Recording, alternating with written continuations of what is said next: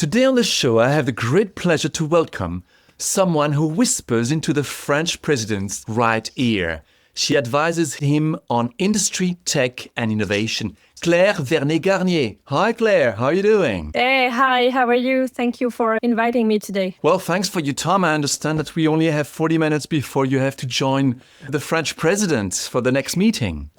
Yes, that's right. So let's jump right into it. What is it, this Choose France, that you've been working with for the past 3 years?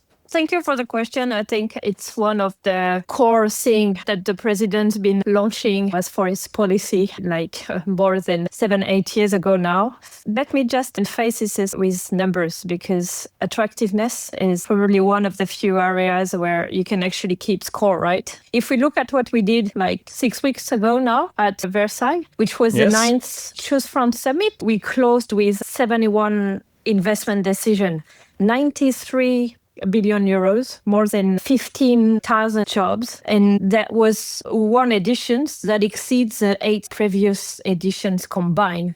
So as you can see, we've made a lot of progress over the 9 past years. The president is very proud of this attractiveness policies he's been pushing for over the past years. And we want to have France as the number one European destination for foreign investments. And it's actually the case if you look at some rankings, especially the Ernst & Young ranking. It's an independent barometer that says that France is actually the number one destination for FID over the 7th consecutive year. So Choose France is creating jobs, is creating business opportunities, growth, obviously.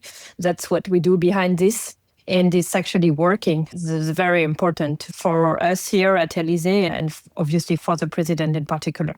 Why did you call it Choose France? Don't you want to say Choose Europe, for example? Obviously, when the first edition came through back in 2018, that was all about how do we place France as one of the best destinations for foreign investments. The first priority was to realize that and to make it true at a national level.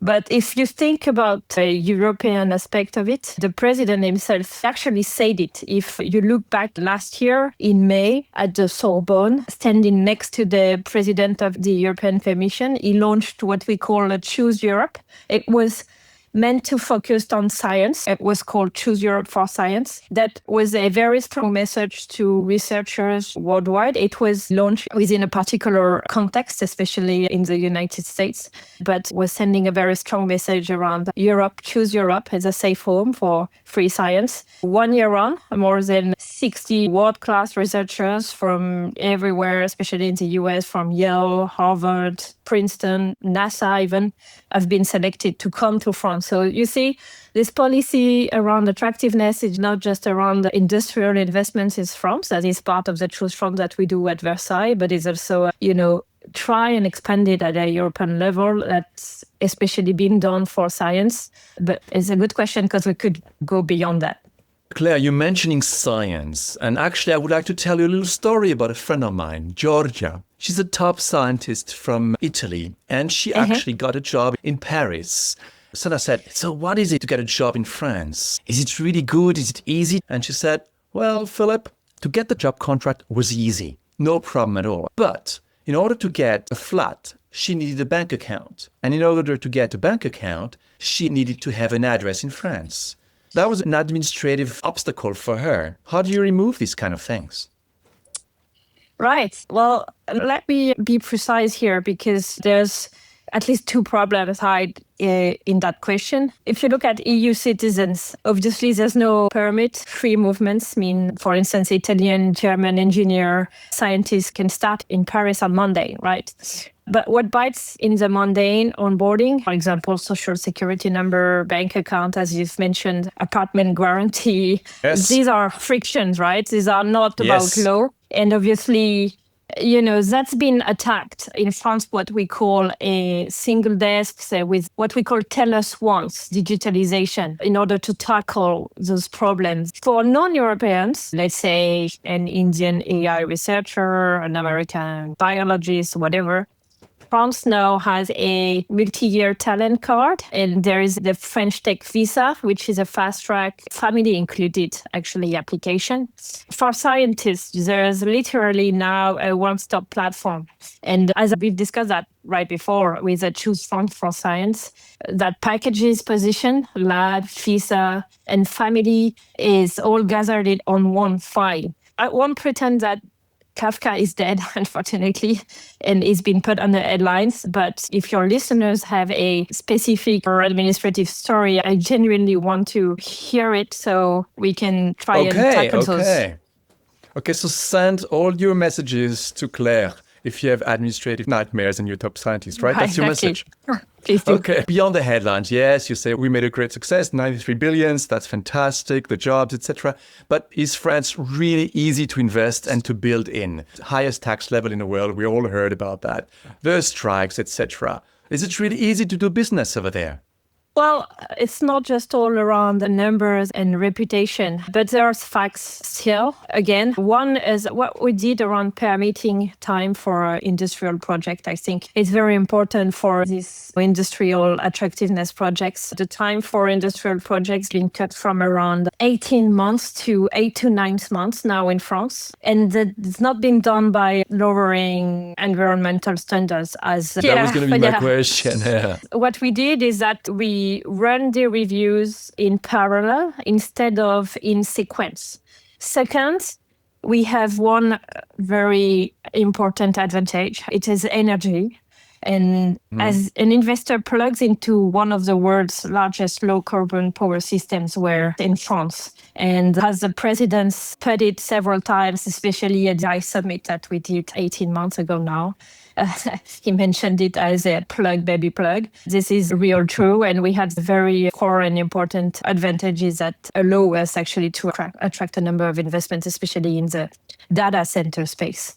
That is one of the few very important things that I would highlight so that you understand how we can invest more easily to building more effectively in France. And if you look at some example, let's say, for instance, Mistral, obviously, that we love here in France. Yeah. If you look at it, it can now deploy its largest European supercomputers there. It was announced at the last Choose France edition at Versailles 6 weeks ago, up to 200 megawatts. And last but not least, I would also highlight the legal machinery, what we call major national interest status.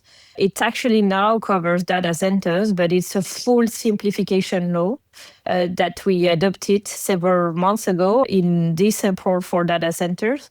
And it allows for investments to be made much quicker than before. Basically, can France simplify public administration? Kind of a bit of a Elon Musk chainsaw on administration? Are you working on that? Well, for decades, if you look at it, an industrial project in France was a relay race run alone, right? You finished one authorization, then started the next, then the next, and any litigation restarted the clock, right? So the single biggest fix that we've been working on at the Élysée, but with the whole French administration, was turning that sequence into parallel processing, environmental review, permits, consultation. They all now run at the same time, and litigation goes straight to the appeal court as well, which alone saves about a year. So obviously, this is always a better things to be done. And actually, some weeks ago, the presidents made an announcement around a new process that we call the Notre method, in order to highlight and make a comparison with the way France rebuilt its cathedral in 5 years and within 5 years. And that was a success, right? That was a great success, actually. That was a very, very great success. It's a great, all the French people are very proud about it. And now what we try and do is to apply this method to a number of very strategic industrial projects. There are actually 150 of them that's been selected. And seamless permitting application for it, and much faster process overall. That's what we try and do, and have the whole administration work on that. So much faster processes, and what you explain, instead of having a serial approach, you have a parallel approach. Yes. Okay, so that's as far as the speed. But where should France focus? I mean, from what I understood from Choose France, it was focusing initially on machinery, agri-food, automotive industry. And now there is a lot of AI, cloud, cybersecurity. So where should the focus for France be? There is a full focus now, and reindustrialization was part of the first mandate of the president, the core priority. Then there was a new wave around AI that we are all aware of. And France is now focusing on the full AI stack. It's also about cloud, about cybersecurity. And industry remains, right? Industry technology, especially in the AI space, it is very important to focus on, in our view. And has the president been very well always in advance in terms of trying to understand how the tech world's moving, especially. He's also very focused, and we've made a number of announcements to support our quantum ecosystem, but also semiconductors. And all this is forming a single continuum view.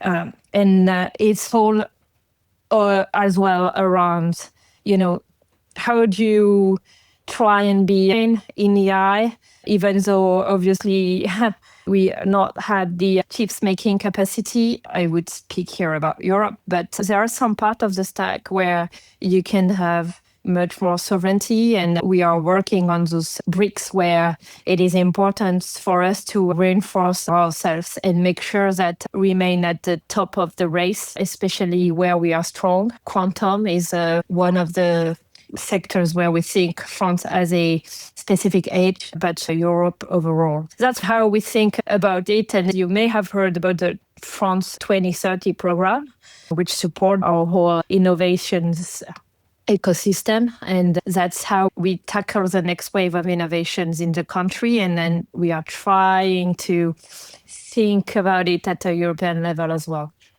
You speak about sovereignty at French level, European level, and you mentioned Mistral, and that's great to have a French AI solution. Now, I saw that basically you speak about sovereignty, but they're using mostly Microsoft as a cloud. What does that mean for sovereignty and independence? What we are doing is first we try and close Europe's computing capacity gap, hence the whole policy that we put forward and the attractiveness policy that we have for data centers and investment in data centers being made in France. If you look at the past Choose France events, SoftBank alone made a very sizable announcement, 45 billion euros for AI data centers in northern France, especially up to 3 gigawatts. This is absolutely massive, but there are a number of other investments in the space that are as important as what SoftBank did with Brookfield and Nebius and many others. We do think that a first layer of sovereignty stands in having the computing capacity in the country. It's a staged approach, obviously. And if you look at them, they became founding tenants of one of the very big AI campus that is being built now with MGX, BPI, NVIDIA at Fuzhou, which is the largest European supercomputer. Mistral themselves are investing in order to be a client of this very important AI campus and get up to 200 megawatts for them. So this is our first step of having a full European stack, much more sovereign than we did before. So step by step. Not enough, but it's a very step-by-step approach. Yes. Step-by-step approach. When I looked at Choose France, I saw that like 3-4 years ago, you had a major Chinese part of it. And now it seems the number one investor or the investments come mostly from the US. Is that in line with your agenda of sovereignty? The president's position, France and Europe, as part of his attractiveness policy is let's get the investments coming from all around the world. It's not about US against China for Europe, for France in particular. What we are much more focused on right now with regards to Chinese investment in particular is how do we get the transfer of technologies that we want to have from them, especially as there are some sectors in which they are well advanced against Europe than we thought they were, and especially against what they actually did before. If you look at the automotive sector, for instance, they are at the forefront of the latest innovation in the sector. What they did with EV, what they're doing in the tech part of the automotive sector as well is very impressive. Now the question is, when Chinese investments coming into France and into Europe, do we get some of the value added of this investment coming into our country, creating jobs, obviously, but also is there somewhat of a transfer of IP? Do we have the whole industrial chain based in Europe coming from Chinese investments? So do we get some of the value added? Yeah, well, we actually do. And, if you look at some latest announcements made by Stellantis, for instance, where you will have some factories run by the Chinese, they will invest into those factories. They will not be based outside of Europe. There is some of them in France. And so this is a tech transfer, IP transfer. So we get the value, we get the jobs, and hopefully we can catch up with the latest technologies that they develop. So this is really the way we want to have those investments made in Europe so that it benefits European citizens and French citizens in particular. Now, if we talk a bit about global influence, the Americans managed to turn Hollywood into a global influence tool. Can Europe build something similar? Well, Europe has more of it in terms of influence than what we believe, right? We just, I think, let know about it or apply it a little bit differently. If you look at France, it is actually Europe's largest cinema market, and it's more prolific producer. And because of the system, Hollywood never had cultural section, right? And I would apply that to many other sectors than just cinema. But France, Europe, we position ourselves a little bit differently than the US or especially China in terms of the way we want to send the message of the president said it many times already around stability, around being a place where freedom remain at the core, and the democracy values that we have is again at the core, I think, of our attractiveness, and especially for investments, but also just the whole way of life. This is not necessarily to be compared with other culture, but this is a way we can express in terms of global influence, and it's actually working every day, especially at my place. I can see many people willing to come in Europe, work in France. We discussed that already, a number of programs to sustain that, and we should continue to do so, especially in a world where the geopolitics is a bit complex. It's a bit complex, yeah. The European creators now, do you think, do they have enough access to AI tools? Because most of these AI tools by now are coming from China. That's what you can use to make films at a much higher speed. Do you think we have enough access in Europe to these tools? Access to the tools, yes. Yeah. There's a browser tab away when French studios use them daily. The real question is whose tools, right? Train on whose work, under whose rules, which values are so. The frontier of video generation is American and Chinese, and Europe has genuine strengths in image models and in open source. This is a way we want to go up to the frontier and also create video champions. And actually, we haven't discussed the open source policy that we have in Europe, especially for AI, but that is also where we want to differentiate from other places of the world. So, yeah. You mean the US? China has an open source. China has, but we also know that they are closing access right now. So it's to be seen how the situation will evolve in China regarding open source. But obviously, the US has a different approach. Claire, if we move to security and democracy, we'll have the French presidential election soon. So how serious is the deep fake threats, or generally the threats provided by AI to generate content that is not true? Yeah, this is a very serious threat that we currently experience. It's like cybersecurity as well. It's not just only a communications problem towards citizens, although obviously the truth around information disinformation is something that somewhat preoccupies us. And the evidence is already on the table in Europe. If you look at Slovakia back in 23, a fake audio of a candidate released 48 hours before the vote. That's going to happen in France too. It's going to happen in the next 12 months. Hopefully not. France is targeted continuously already.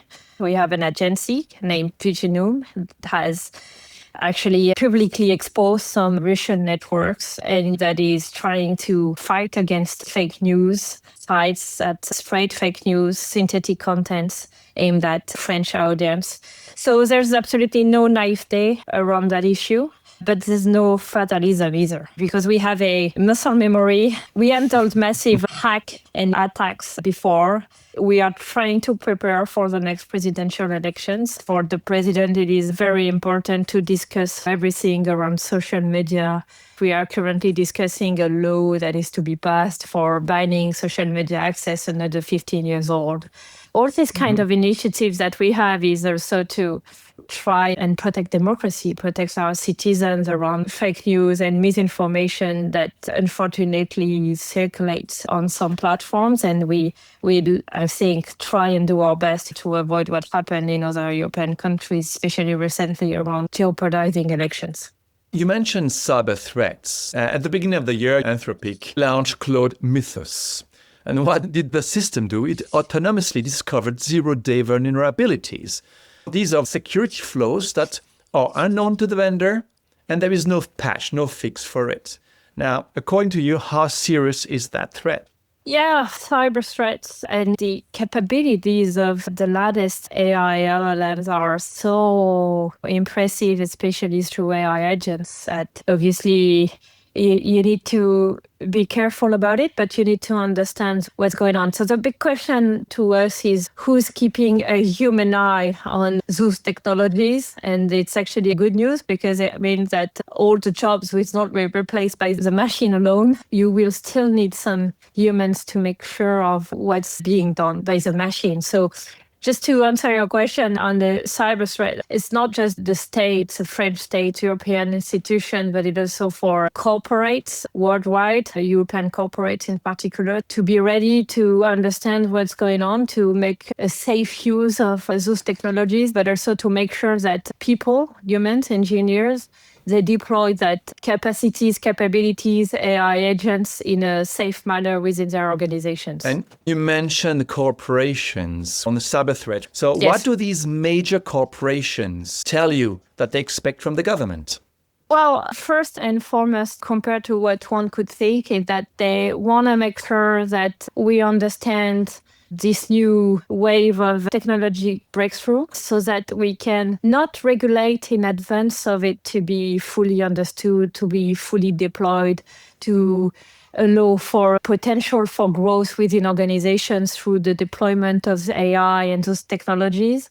But still, they actually are waiting for us to regulate on a stage-by-stage approach, I would say, make sure that also there's somewhat of a level playing field in a way those technologies are being able to be used for into those organizations, not for Europe to be lagging behind, but also for applications and the technologies from outside of Europe being respectful of our regulation. If you look at the systemic risk of AI, you want a US applications or Chinese technologies to comply with our European rules. But at the same time, being able to deploy the technologies and make sure that it allows for growth, development, corporate competitiveness, and so forth. To deploy these technologies, it will be important to boost the patching, for example. Claude Mythos found vulnerabilities in all these systems. Yes. So it will be important for the government to say, hey, remember big companies and smaller ones, patch your systems. And how can the government help them? Or is that the role of the government? Well, it's the role of the companies themselves first to obviously make sure they operate in a safe cyber environment. What is the good news around the capabilities of AI regarding the cyber threat is that the AI agents themselves, they are able to identify the problems that they may have within their own system, right? So Yes. it's kind of a race of the AI against AI, right? If you look at it. So I mean, the first priority for the government is to make sure our own administration remains safe, that we are not lagging behind in deployment of the technology within the whole French administration in particular. And for that, we have what we call the DNUM in the Defense Ministry, the AID. We have a number of administration institutions that are at the core of this evolution, and they deploy AI in a safe manner. And also, what we want is a technology being spread through so that it serves the citizens, right? You've discussed earlier around being much more efficient, much faster in the administrative tasks and so forth. And so we need this technology to deploy, but in a safe manner. Claire, we only have 3 minutes left because you have the meeting with the president. So, hey, tell us, how is it to work with him? I'm lucky enough to have one of the most, I would say, attractive portfolio within the president's office. All the topics I cover, industry, innovation, digital affairs. I also have state shareholdings in my portfolio. All those topics, the president is very, focused on every one of them. So it's quite intense, I must say. But at the same time, you are trying to keep on what's going on in the world around every single topic that I cover. And the president always wants to stay ahead of it all and understand, obviously, the world, the dynamics, speaking at the highest leaders level of the world. So you enjoy the process? Yeah, well, I was just saying it that I'm very lucky, actually. Yeah? How many hours a day do you work, just to know? No, I'm not going to tell you this because it would not comply with the law.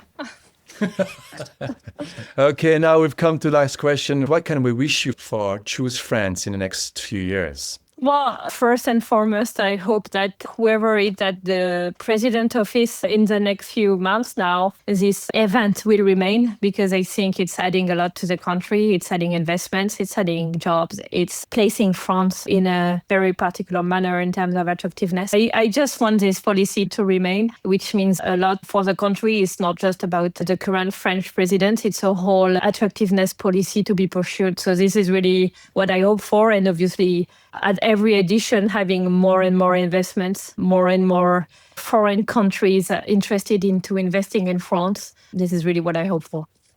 I wish it for France, for Europe, and I don't want to make you, because you're going to be late now for your next meeting. Yes, I really have to run. Thank you very much for your time, Claire. Have a great day, and say hi for me.